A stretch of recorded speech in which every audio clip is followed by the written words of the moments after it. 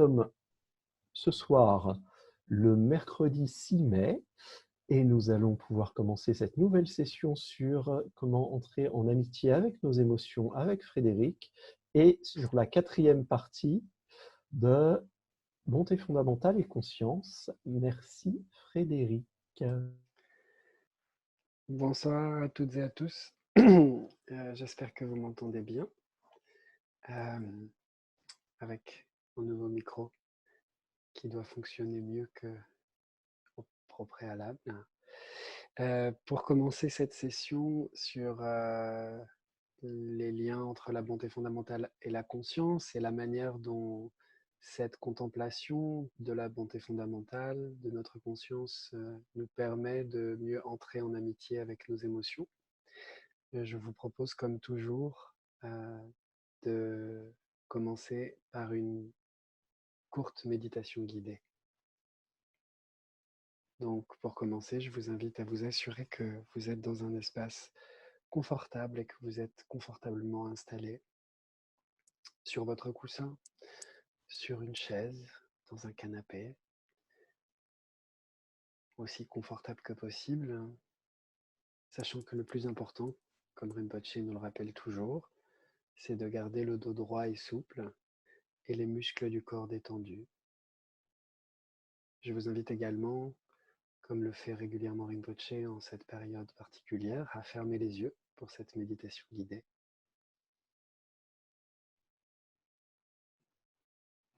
Et à prendre conscience de l'espace dans lequel notre corps demeure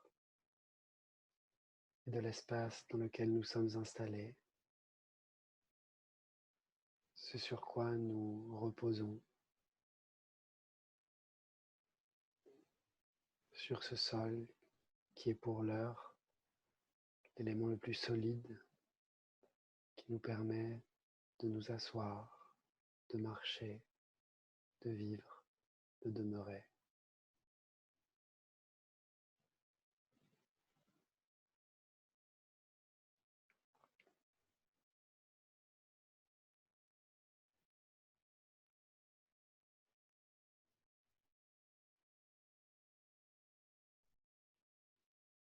Et je vous invite à prendre quelques instants pour vous rappeler les raisons qui ont fait que vous nous avez rejoints ce soir et prendre conscience qu'à l'origine de chacune d'elles, quelle qu'elle soit, quelle qu'en soit la forme, quels qu'en soient les mots que l'on attribue à ces raisons, à l'origine de ces raisons se trouve notre désir d'être heureux et de connaître le bonheur, notre désir de ne pas souffrir et d'être libre de la souffrance.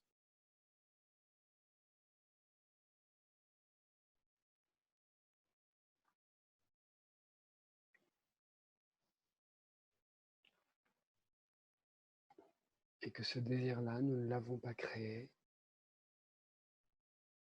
Il est l'expression naturelle de notre conscience, de notre bonté fondamentale.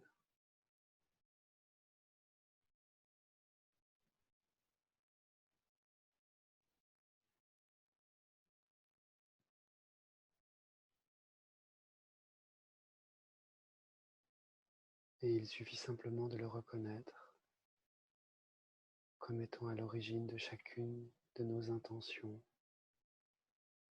et à l'origine de chacun de nos actes.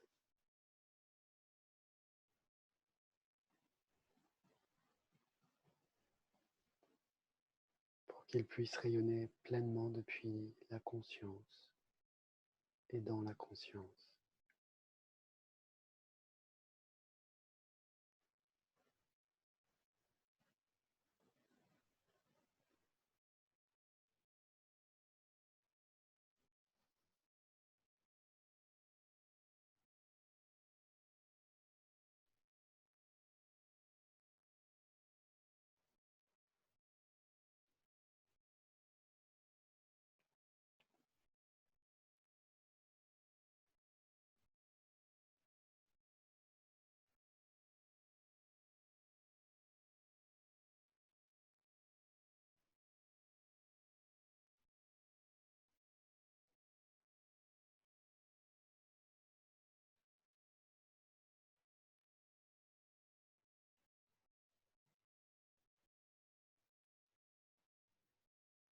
À présent, prenez quelques instants pour apprécier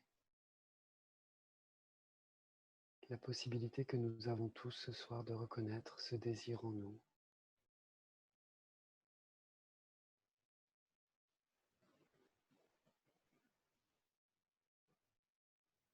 Et prendre conscience que ce désir, nous le partageons avec les près de 40 personnes qui sont réunies ce soir pour cette session de méditation,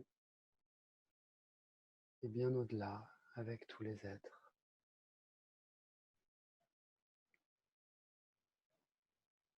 Demeurez simplement dans cette reconnaissance et dans cette appréciation, cette gratitude. Essayez d'apprécier les qualités de cette expérience, les émotions, les sensations qui s'élèvent lorsque vous rentrez en relation avec votre qualité de reconnaissance, avec votre force de vie, avec votre potentiel de gratitude qui s'exprime spontanément et naturellement en parallèle avec le déploiement de notre bonté fondamentale, de notre conscience.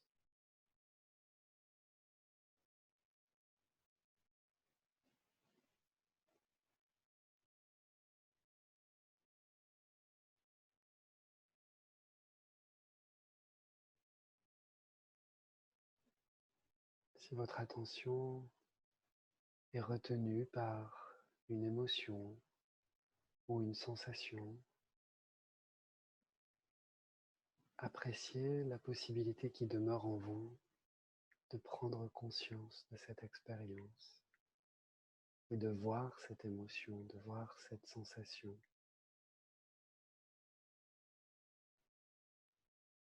Et ramenez votre attention, votre esprit à cette expérience de gratitude et de reconnaissance, cette forme de chaleur, de tendresse qui s'exprime naturellement depuis notre conscience et qui peut revêtir des formes diverses.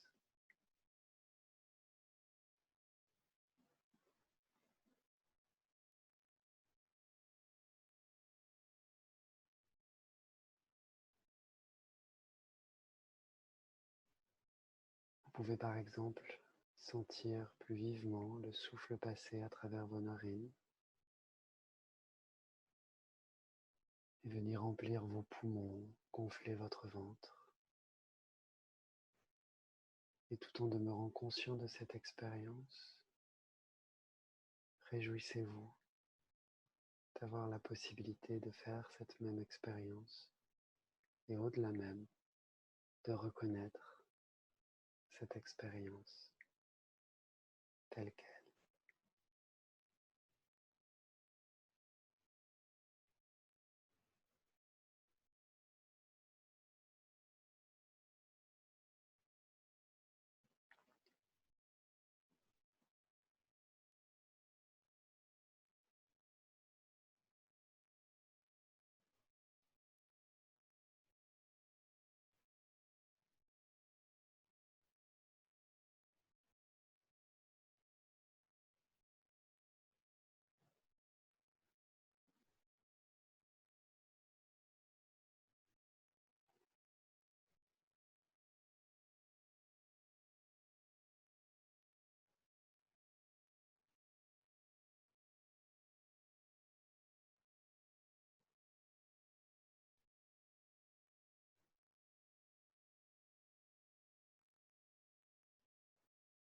Cette reconnaissance et cette gratitude peuvent s'exprimer à chaque instant.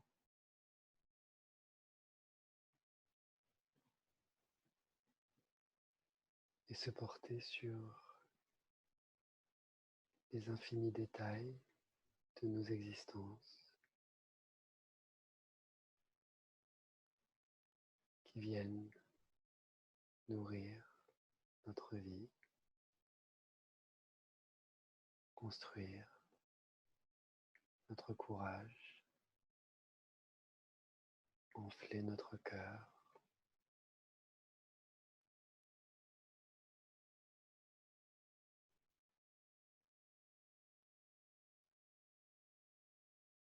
Faire battre notre cœur.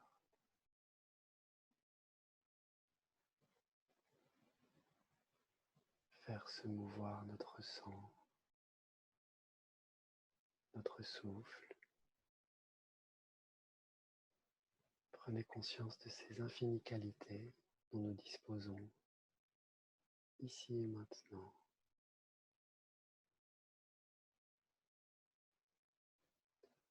Et que l'on peut reconnaître parce que l'on a pris du temps au temps. On a laissé faire notre journée. On a laissé aller nos tracas. Et si nos angoisses demeurent juste à côté de nous,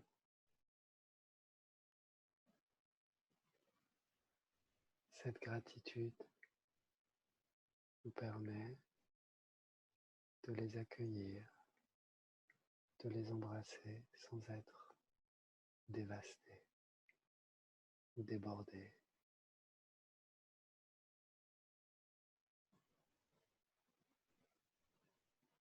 Et demeurer ainsi simplement dans la reconnaissance de cette gratitude, l'appréciation de toutes ces qualités qui demeurent en nous, quels que soient les noms qu'on leur donne pour les qualifier, quelle que soit la manière dont elles s'expriment en nous.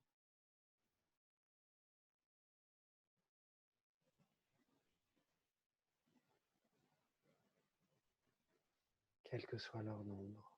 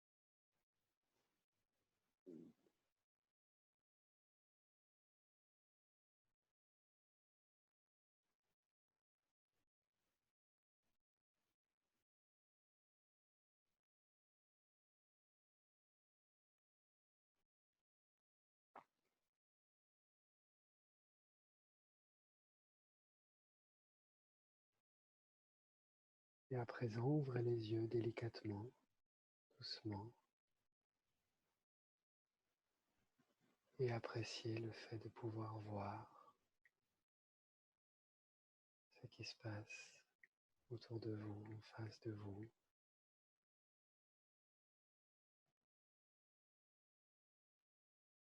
De pouvoir entendre les sons qui semblent jaillir spontanément. De pouvoir sentir les odeurs qui viennent jusqu'à vous.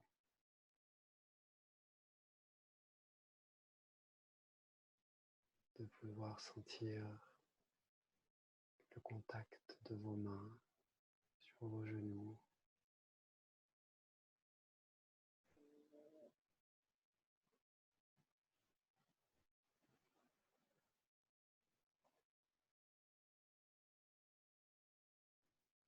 Et demeurer ainsi,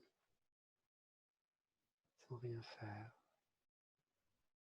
dans cette expérience de gratitude.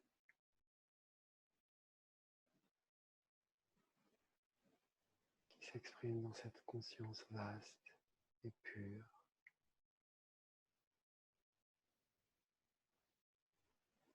où tout est déjà libéré.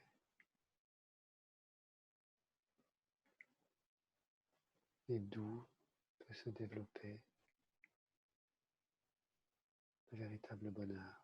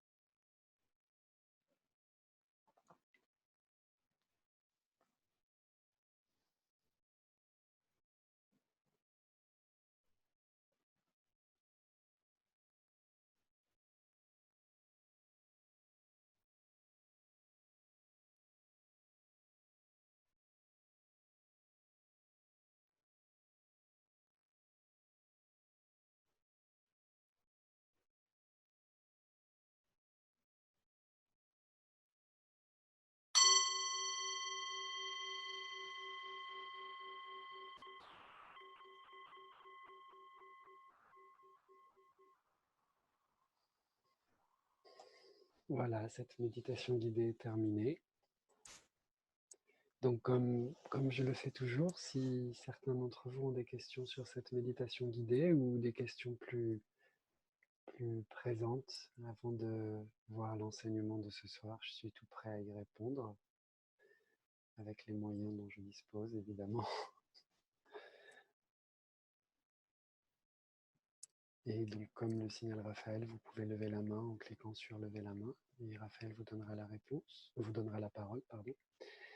Et sinon... Et nous avons déjà quelqu'un qui a levé la main, excuse-moi. Mm. Alors, c'est Frédéric qui avait levé la main et c'est bon, j'ai ouvert ton micro. Du coup, je l'ai refermé. Non, il est bon là. Oui, voilà, c'est bon là. Bonsoir. Bonsoir. J'ai un problème avec cette méditation de la gratitude et de la reconnaissance parce qu'elle me fait complètement bugger. Parce que je trouve ça très compliqué d'avoir de la reconnaissance, de la gratitude pour le simple fait d'être en vie. Alors à partir du moment où je suis en vie, je peux avoir de la reconnaissance et de la gratitude pour tout ce qui me relie à tout le monde et tout ce dont je bénéficie grâce à ces liens. Mais le truc de base de la reconnaissance, de la gratitude, de respirer ou d'être en vie. Voilà. Alors moi, ça me fait partir après complètement. Après, je bug. Hein. Et puis le deuxième versant de la question, c'est que le fait d'exprimer de la gratitude ou de la reconnaissance peut dériver vers effectivement avoir conscience de la chance que j'ai de bénéficier de plein de choses et du coup être associé à une certaine culpabilité parce que j'ai cette chance d'avoir tout un tas de choses grâce à tout un tas de gens et parce que je suis tombée au bon endroit au bon moment, etc. Et du coup, il y a une tendance à la culpabilité. Donc en fait, c'est deux sous-questions, quoi. Ce qui est intéressant, c'est que ce n'est pas vraiment des questions. En fait, c'est plutôt des expériences et des remarques. Des expériences, oui. Ouais. Et ce sont, à mon sens, des expériences assez naturelles qu'on rencontre très souvent lorsque l'on commence en particulier le programme ou les enseignements qui sont liés au développement de l'amour et de la compassion et au développement de la bonté fondamentale. Et c'est vrai que beaucoup d'entre nous, et je dis nous au sens générique du terme, hein, c'est pas forcément le cas pour tout le monde, mais on peut avoir du mal à éprouver de la tendresse pour soi-même, on peut avoir du mal à éprouver de la reconnaissance pour soi-même, mais en même temps, si on ne commence pas par soi, tout ce qu'on va construire d'intention pour les autres, ça ne sera pas forcément inutile, mais à terme, c'est quelque chose qui nous épuisera très probablement et qui risque même parfois d'être mal compris, maladroit, mal interprété, mal lu. Et l'important dans cette méditation, c'est déjà au moins de prendre conscience de ces difficultés. C'est pas tellement. L'idée, c'est déjà de voir si on arrive à avoir accès à ce que l'expérience de la gratitude peut être.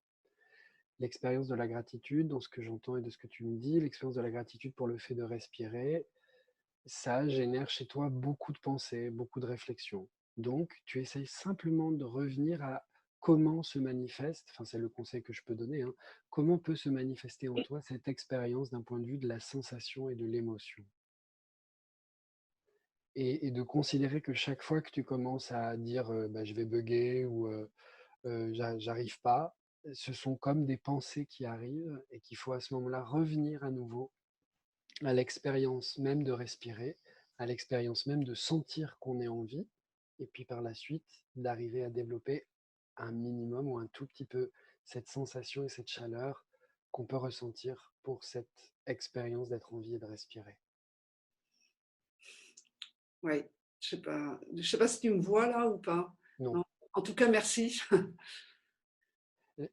C'est une expérience très très commune hein, que tu fais. Il n'y a rien de particulier, mais ça montre la difficulté qu'on a à prendre soin de soi, quoi. Mhm.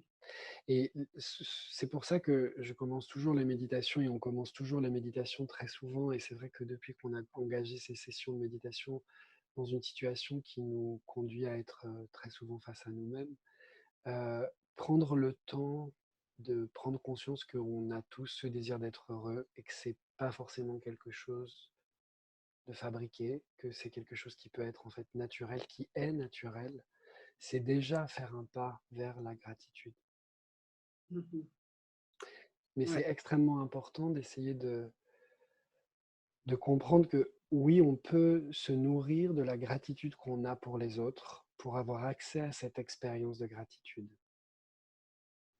Mais d'essayer progressivement de trouver en soi des choses pour lesquelles on peut être reconnaissant de soi-même.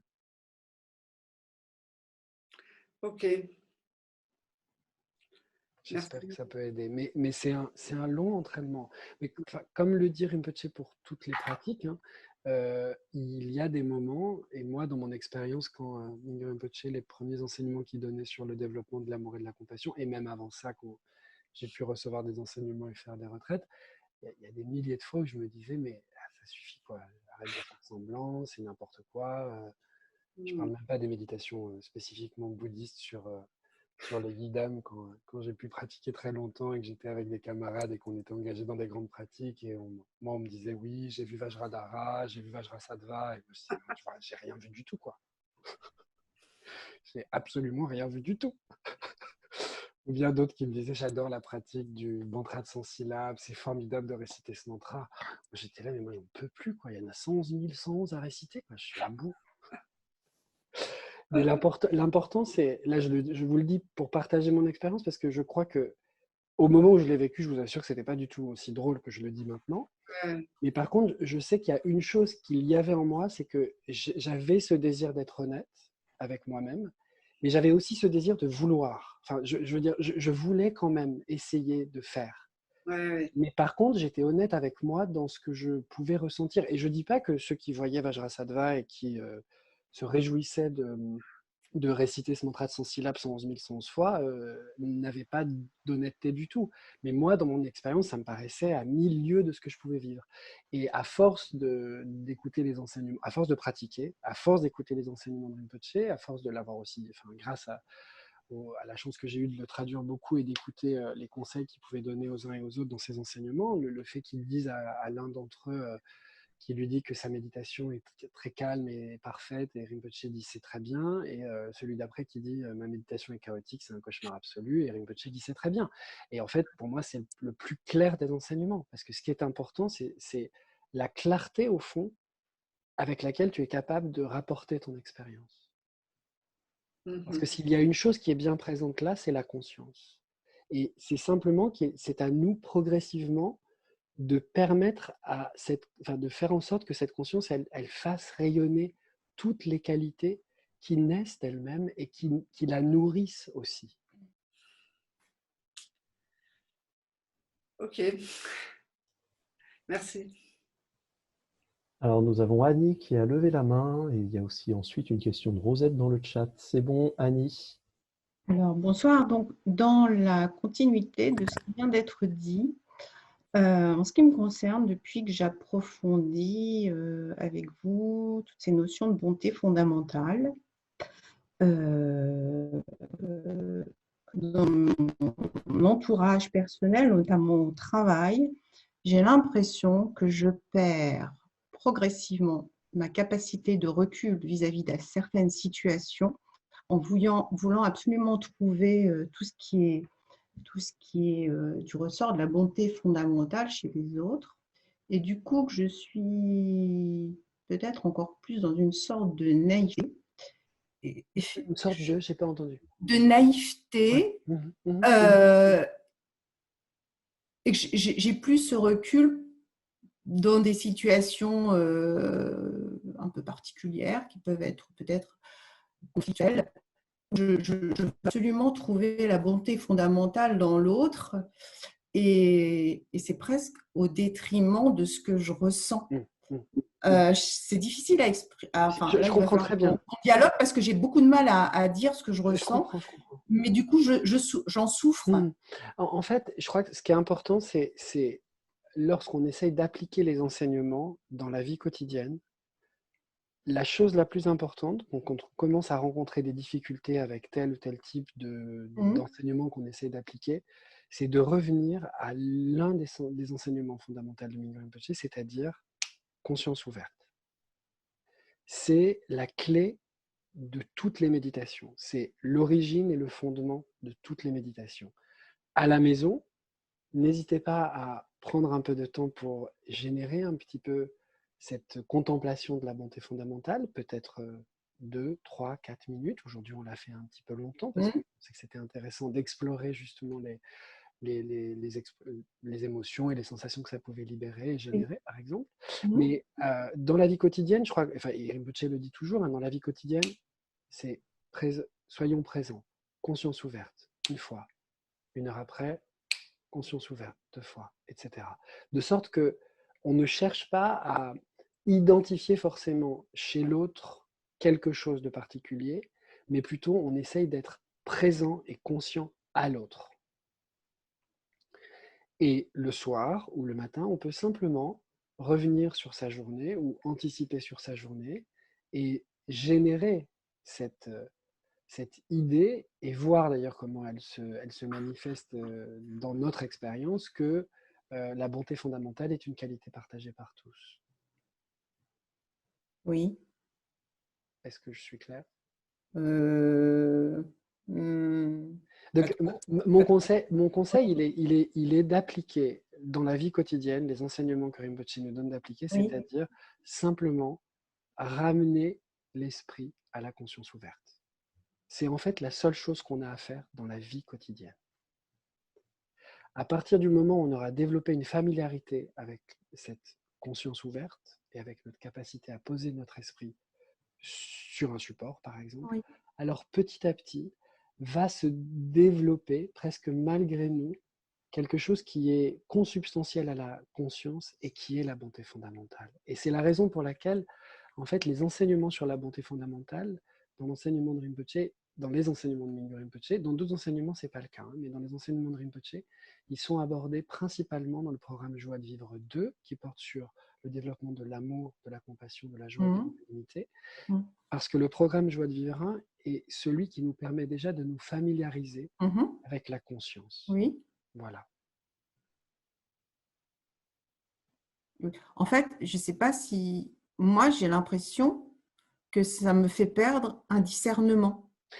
En fait, c'est ça. C'est ce que je dis. Enfin, après, vous faites Ouais. ce que vous voulez de mes conseils, mais moi, Oui. mon conseil, c'est qu'il ne s'agit pas dans notre journée de Oui. regarder les gens ou de voir chez les gens qu'ils ont la bonté fondamentale.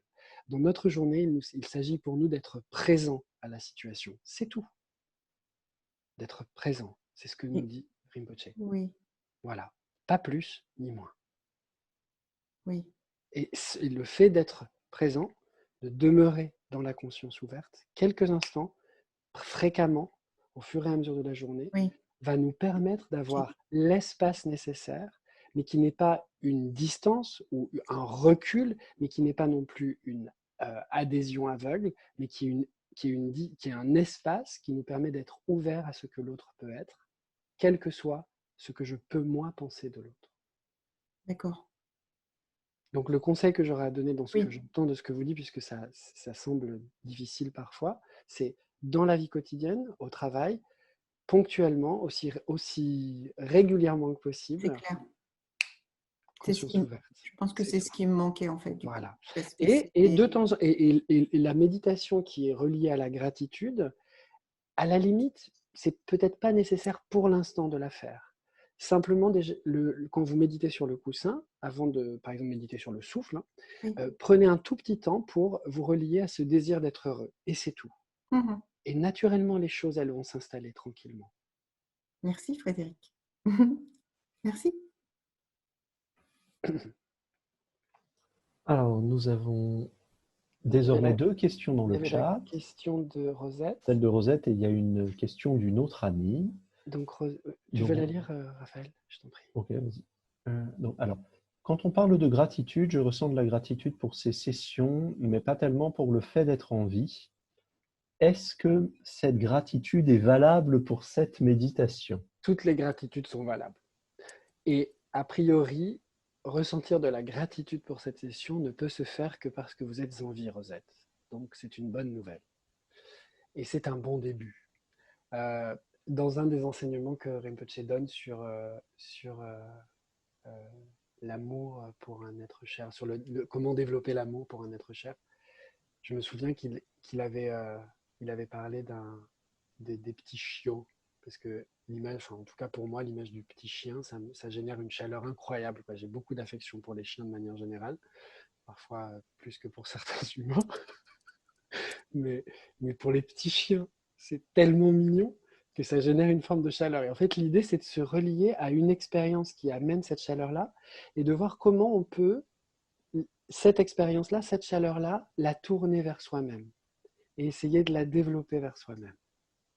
Donc voilà comment je pourrais répondre à cette question. Mais en tout cas, clairement, Rosette, cette gratitude, en fait, je dirais qu'il n'y a pas de valeur à la gratitude, en réalité. Cette gratitude, son origine, elle est dans notre capacité à aimer, dans notre capacité à sentir et à être avec les autres. Donc, il s'agit juste progressivement d'essayer de la tourner vers soi aussi et de voir que si vous pouvez avoir de la gratitude pour ces sessions, vous pouvez aussi avoir de la gratitude pour le fait de pouvoir y accéder, de pouvoir suivre, de pouvoir entendre, etc. Et d'essayer petit à petit d'amener cette gratitude à ça. En fait, je vais vous donner un exemple. Quand on s'engage dans la méditation avec support, euh, très souvent, on se dit, bah, tiens, le son, c'est très facile pour certaines personnes, ou la respiration, c'est très facile parce que c'est là. Mais lorsqu'on parle des émotions, pour certains, ça devient difficile, ou les pensées, ça devient difficile. Mais en fait, la conscience qui se pose sur les pensées, ou sur les émotions, ou sur le son, ou sur le souffle, c'est la même conscience. Mais il s'agit simplement de s'entraîner et d'entraîner notre esprit. Voilà, j'espère que j'ai un peu répondu à votre question, Rosette. Et peut-être, Raphaël, tu peux lire la question d'Annie. Alors, Annie nous dit « J'ai beaucoup de gratitude pour tout ce qui m'entoure, famille, amis, la spiritualité, la nature, les animaux, et cette gratitude me nourrit beaucoup. Lorsque je suis en conflit avec quelqu'un, je souffre beaucoup car je n'ai plus ce plaisir de la gratitude. » Bien sûr, le fait d'être en conflit avec quelqu'un, c'est une très belle remarque parce que lorsqu'on est en conflit avec quelqu'un, notre première réaction est la réaction la plus spontanée et naturelle, de toute façon.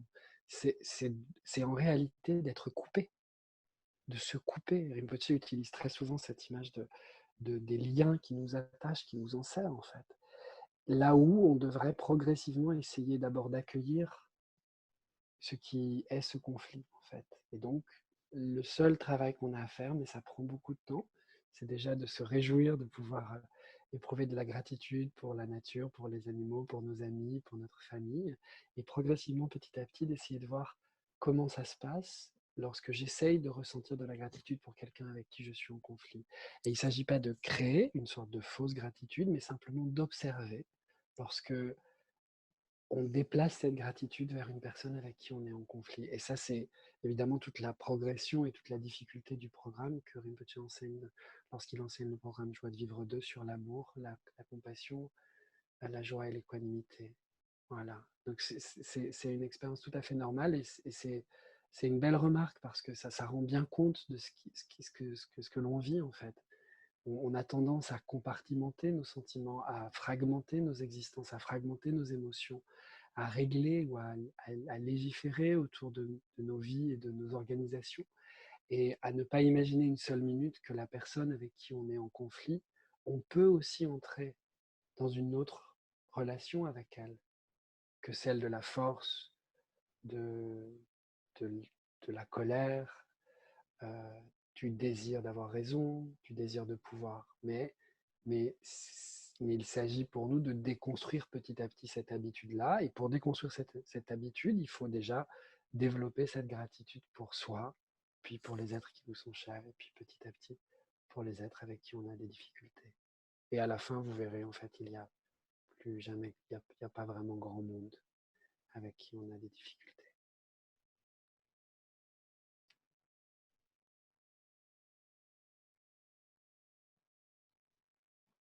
Ou en tout cas, on a peut-être des difficultés, mais on n'a pas une haine aussi forte qu'on croyait avoir.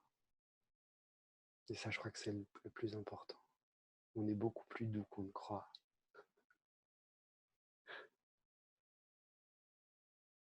J'espère avoir un petit peu répondu à votre question, Annie, en tout cas. Ok, donc s'il n'y a pas de questions, on va passer à l'enseignement de ce soir. Et comme pour tous les enseignements, je vous invite à être curieux. Donc, n'ayez pas peur d'être naïf en regardant et en écoutant cette vidéo. Profitez-en, c'est le moment.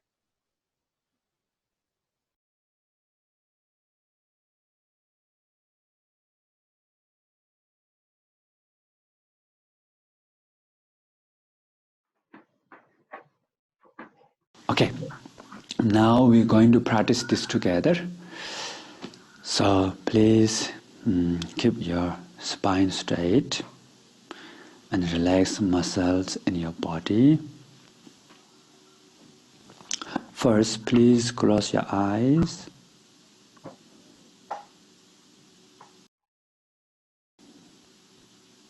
Just relax your body. Relax muscles in your body also.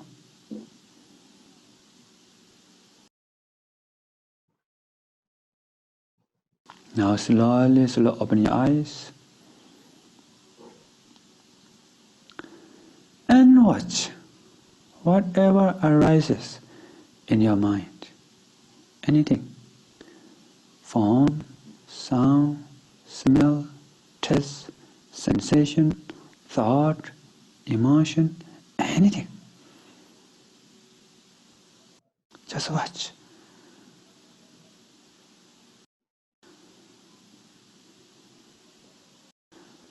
If you cannot watch them, like waiting for bus experience, that's okay. That's the mere awareness. But that mere awareness not last long. Only for a few seconds. And some object appear in your mind. And watch it.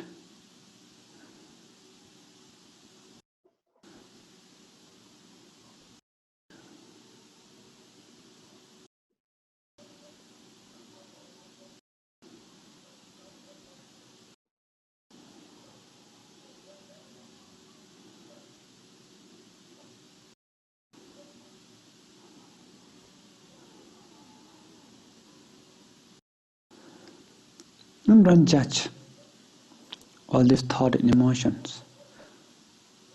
Let them come, let them stay, let them pass. Don't judge.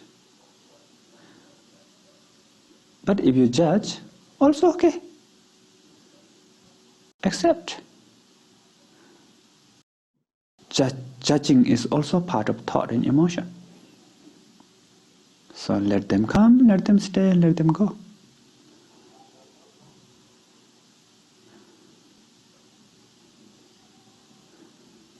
What you have to do, be aware.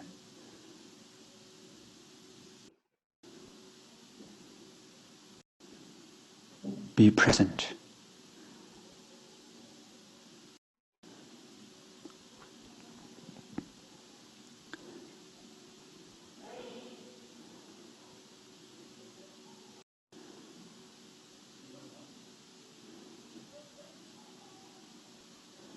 Be free.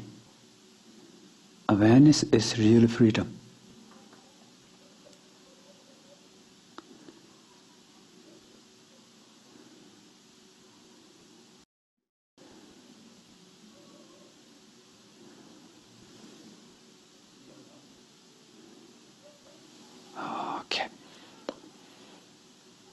Okay, so if you practice like that, of course you cannot practice too long. You may forget. Completely you're lost. You don't know where you are, and you completely forget that you are practicing awareness. It's okay. Come back again. It's a short time, anytime.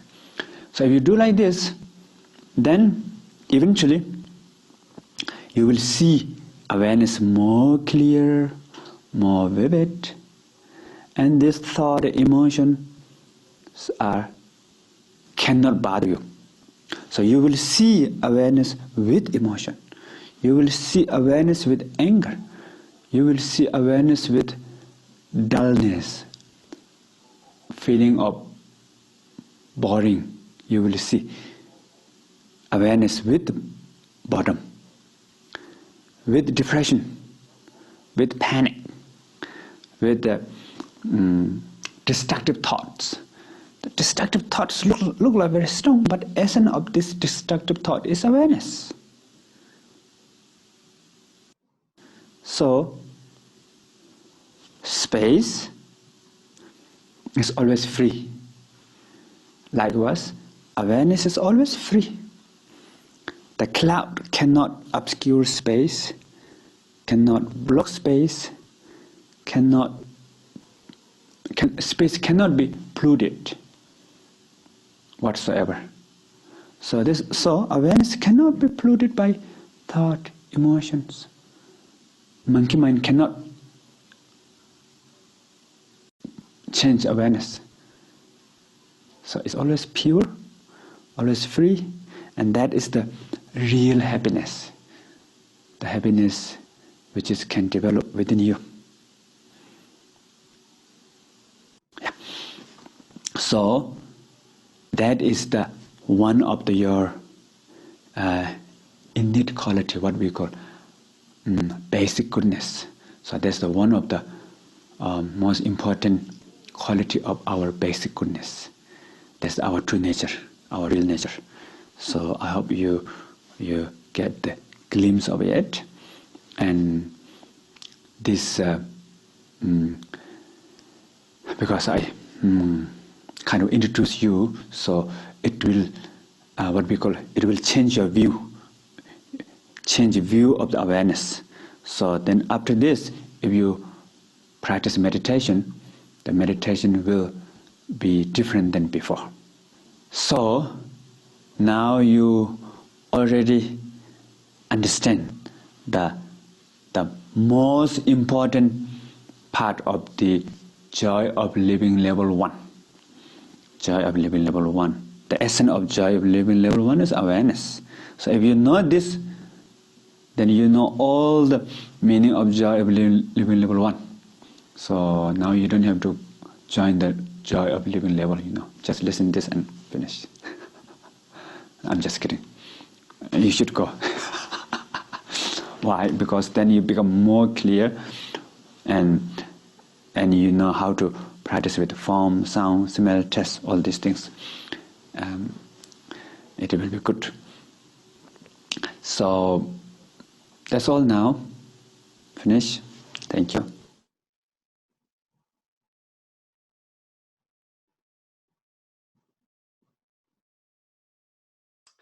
Voilà, donc cette quatrième partie de l'enseignement de Rinpoche sur la bonté fondamentale et la conscience. Et comme à notre habitude, donc Raphaël va poster les questions dans le chat, 2 par 2, je suppose. Non, 1 par 1. Donc première question, pouvez-vous donner des exemples de l'expérience d'attendre le bus dont parle Mingyur Rinpoche dans son enseignement, il dit que c'est comme attendre le bus. Donc est-ce que vous avez déjà fait cette expérience et comment ça se manifeste en vous? Qu'est-ce que ça peut vouloir dire pour vous? Il l'avait aussi évoqué dans l'enseignement précédent. La deuxième question, c'est relatif à ce que dit Rinpoche dans cet enseignement. À un moment donné, il dit dans la méditation, pourquoi juger, c'est OK. Donc selon vous, pourquoi juger, c'est OK. Troisième question, Rinpoche dit, les pensées destructrices semblent être puissantes, mais l'essence de ces pensées destructrices, c'est la conscience. Alors ça, c'est une phrase évidemment très forte dans son enseignement d'aujourd'hui. Et la question que j'aurais, c'est comment dans votre propre expérience, cela peut-il se traduire? Donc c'est vrai que c'est une question complexe, hein, qui paraît vraiment, qui paraît difficile évidemment, mais si certains d'entre vous ont déjà fait un tant soit peu cette expérience, qu'est-ce que ça peut vouloir dire pour vous dans votre expérience? On ne cherche pas évidemment à donner une réponse académique ou à essayer de philosopher sur ce que ça peut vouloir dire, mais qu'est-ce que ça peut vouloir dire dans votre propre expérience? Et la quatrième question, en quoi reconnaître la bonté fondamentale nous aide à entrer en amitié avec nos émotions? Et ça, c'est important puisque c'est la dernière vidéo de ce long enseignement du Mingyur Rinpoche sur la bonté fondamentale et la conscience. Donc, il y a 4 questions. Vous n'êtes absolument pas obligé de répondre aux 4 questions. Vous pouvez échanger sur ce que veut dire l'une de ces questions pour vous dans votre expérience, ou 2 de ces questions, peu importe, vous n'avez pas à répondre à toutes. Je vous encourage vivement à rejoindre un groupe de discussion. C'est Mingyur Rinpoche qui nous a demandé de mettre cela en place. Ce n'est pas juste un désir de ma part ou de Raphaël qui aimerait s'amuser avec Zoom.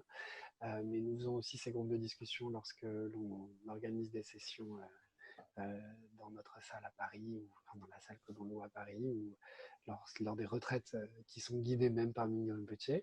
On organise ces groupes de discussion, petits groupes pour permettre à chacun de parler. Ceux qui seraient quand même timides, n'hésitez quand même pas à rejoindre un groupe, mais simplement ne parlez pas. Soyez simplement présents.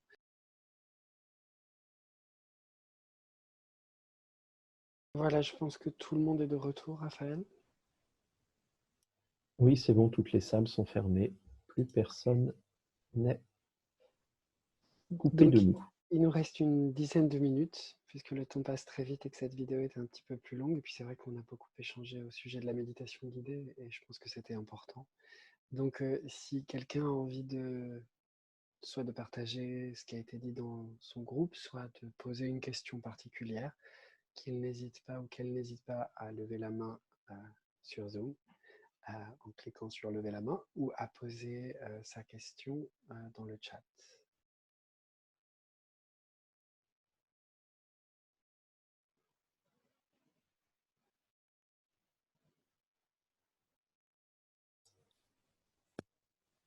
Il y a Marc qui a levé la main. Oui. Donc Marc, c'est bon, je viens d'ouvrir ton micro. Vas-y. Bonsoir. Bonsoir Marc. Parfois, quand il y a des émotions, des pensées très fortes qui m'assaillent, j'ai beau essayer d'amener ma conscience dessus, j'ai une certaine réticence à les abandonner parce que j'ai peur qu'elles m'apprennent quelque chose d'important ou qu'elles me donnent une bonne idée pour réagir, et que si je les mets de côté, je passe à côté de la résolution possible d'un problème. Voilà, de la résolution.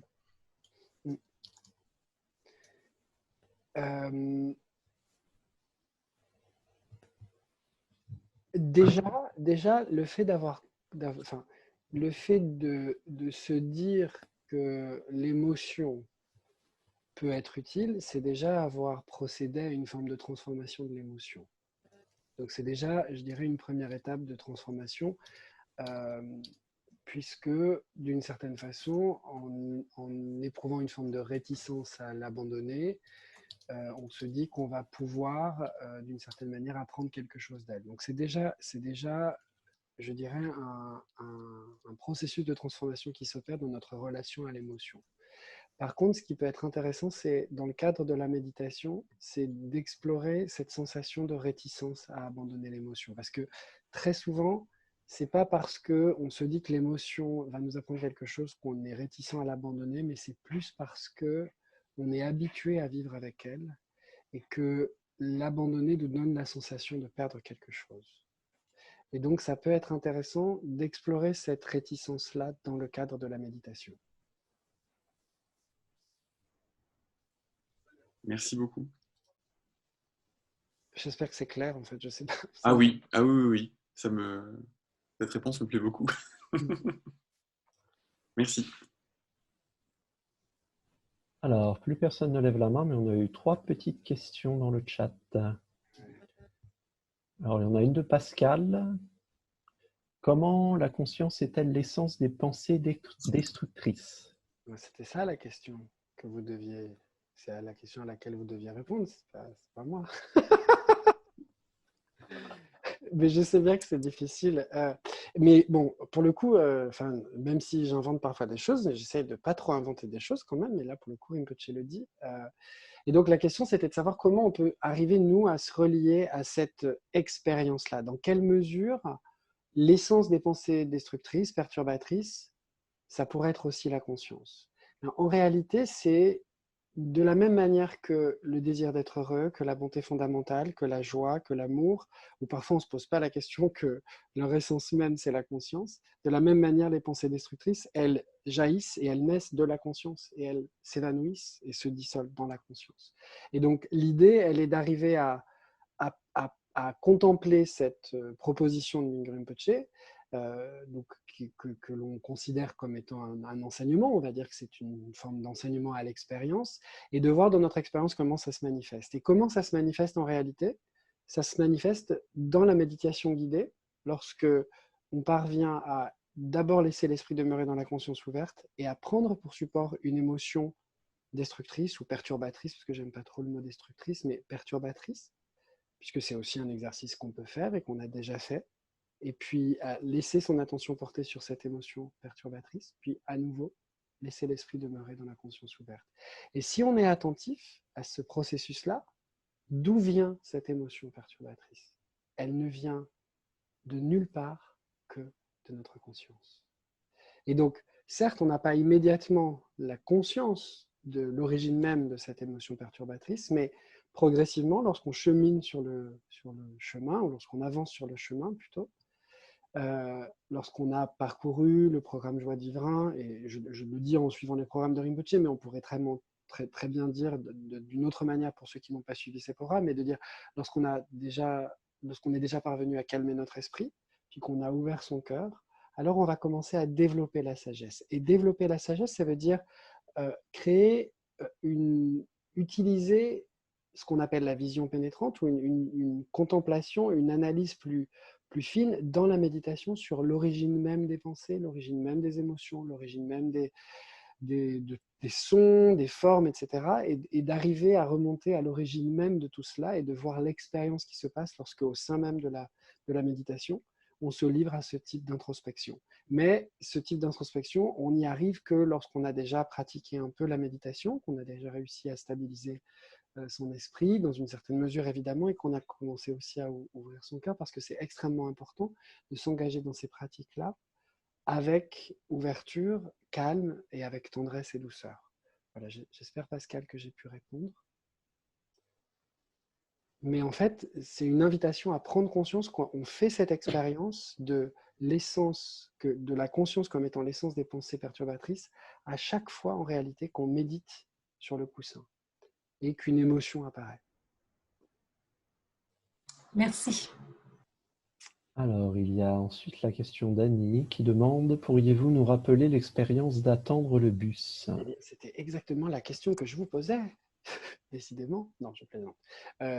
L'idée, c'est l'image du bus, elle est intéressante parce que finalement, attendre le bus, c'est finalement être comme dans la conscience ouverte. Quand Rinpoche donne cette image, il dit, en fait, il n'y a pas de bus, vous attendez le bus n'arrive pas, hop, ce n'est pas un problème. C'est comme si il n'y avait pas de support spécifique. Vous êtes dans cet espace qui est entre l'arrêt de bus et le bus qui avance. Et puis à un moment donné, il y a le bus qui arrive, c'est la pensée, et vous la prenez comme support. Et là, vous montez dans le bus. Et puis après, vous descendez du bus et vous êtes à un autre arrêt de bus. Voilà.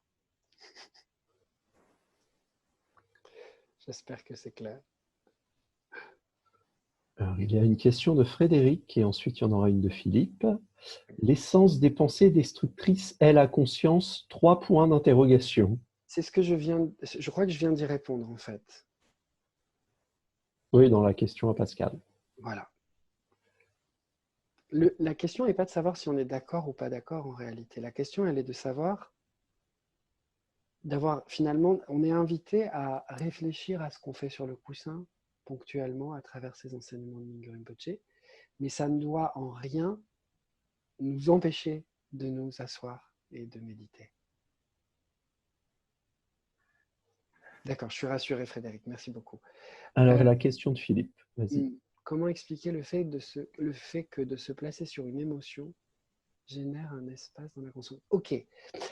En fait, dans mon expérience, lorsqu'on prend un support pour notre attention, il y a un phénomène de détente. Et très, très souvent, Rinpoche utilise ce mot-là de détente. Et ce phénomène de détente, paradoxalement, en utilisant un support, crée une forme d'espace. Et en réalité, si ce n'est pas aussi évident sur une émotion perturbatrice, parce que je conçois que ce ne soit pas aussi facile, quand on prend comme support par exemple la respiration, on sent bien l'espace auquel on semble se relier d'une certaine manière. Donc c'est pas tellement que le fait de se poser sur une émotion qui génère un espace dans la conscience, mais c'est plutôt le fait de se poser sur une émotion ou le fait de se poser sur quelque support que ce soit qui nous donne accès à cet espace.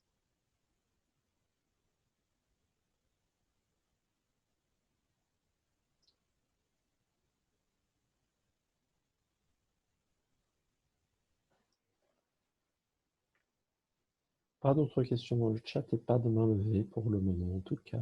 J'espère que la réponse était à peu près claire, Philippe. C'est peut-être moi qui me suis mal exprimé quand j'ai dit que le fait de se placer sur une émotion générait un espace dans la conscience, mais ce que je voulais simplement dire, c'est que ça nous permettait d'accéder à cet espace de la conscience, en fait, en réalité. Et en fait, c'est le jeu entre laisser l'esprit demeurer dans la conscience ouverte et poser son esprit sur un support de méditation spécifique qui nous permet d'accéder à la totalité d'une certaine manière de cet espace-là. Voilà. C'est ça, c'est surtout le fait de la détente, exactement. Et en fait, le support de méditation nous permet aussi d'accéder à cette détente. C'est ça, cet espace est toujours disponible et présent. Et en fait, le fait de porter notre attention sur un support, comme notre esprit a tendance à partir vite, il ne peut pas rester très longtemps dans la conscience ouverte. Donc, quand on prend un support de méditation, il y a une forme de fraîcheur qui se met en place. Et avec cette fraîcheur, il y a une forme de détente qui est reliée. Et c'est pour ça que très souvent, d'ailleurs, on peut, au cours de la méditation, si on sent que c'est un peu confus, on peut prendre une grande respiration et avoir une forme de détente physique qui va aussi nous aider à accéder à cette détente de l'esprit. Voilà. Il est 20h45. C'est la fin de notre session de méditation. Donc, pour terminer, on n'aura pas le temps de faire une très longue méditation, mais juste quelques mots. Et pour ces mots, on peut fermer les yeux. Rappelons-nous peut-être que, comme il l'a été dit, la conscience est pure, elle est toujours déjà là, toujours déjà libre, que tout ce que l'on a à faire, c'est de la reconnaître à chaque instant, aussi souvent que possible. Et qu'en la reconnaissant, on accède à la multitude des qualités qui demeurent en nous, quels que soient les jugements que l'on peut porter sur soi, qui ne sont rien d'autre que des pensées. Et c'est aussi pour ça que les jugements, c'est OK.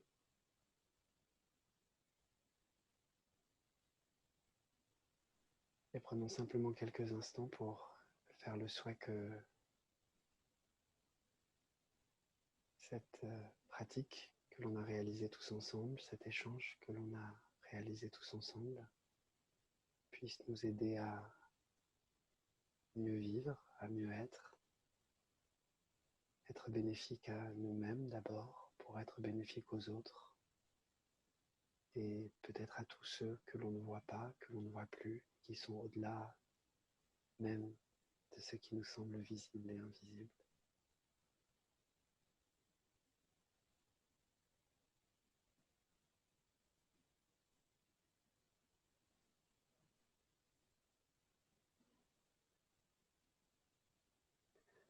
Voilà, donc c'était la dernière session sur la bonté fondamentale et la conscience. Donc comme la newsletter vous l'a indiqué, il n'y aura pas de session ce samedi et mercredi prochain parce que dimanche, il y a une mini-retraite qui est organisée par Terre-Garde International et que devant y participer, je dois la préparer. Et vous serez tenu informé de la suite des événements puisque, comme vous le savez, la suite des événements pour chacun de nous risque de changer de couleur à partir du lundi 11 mai, que les emplois du temps des uns et des autres, que la vie des uns et des autres risque, elle encore, de tourner à un nouvel angle. On ne sait pas lequel, peut-être un plus beau encore, on l'espère. Et donc d'ici une semaine environ, vous recevrez les nouvelles informations sur les propositions que Terre-Garde Paris pourra vous faire. Et on sera ravis de vous retrouver pour ces nouvelles sessions que nous pourrons organiser. Voilà. Raphaël, j'ai rien oublié? Non, je vais juste rajouter les 2-3 petites informations habituelles.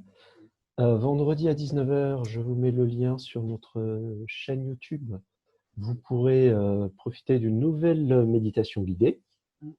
Je vous mets aussi un lien. C'est le lien de l'enseignement de Rinpoche que vous avez vu pendant cette session, que vous pouvez retrouver dès maintenant sur notre chaîne YouTube, toujours. Donc, alors ça, c'est le lien, voilà, de la partie 4, c'est ça. Et en tout cas, j'espère. Et voilà, et comme vous l'a dit Frédéric, soyez attentifs à la prochaine newsletter. Et en tout cas, lundi prochain, vendredi, il y a une méditation guidée sur YouTube Live et lundi aussi, je serai là. Et les méditations guidées, oui, sur YouTube Live ne bougent pas pour le moment. Elles sont toujours les lundis et les vendredis.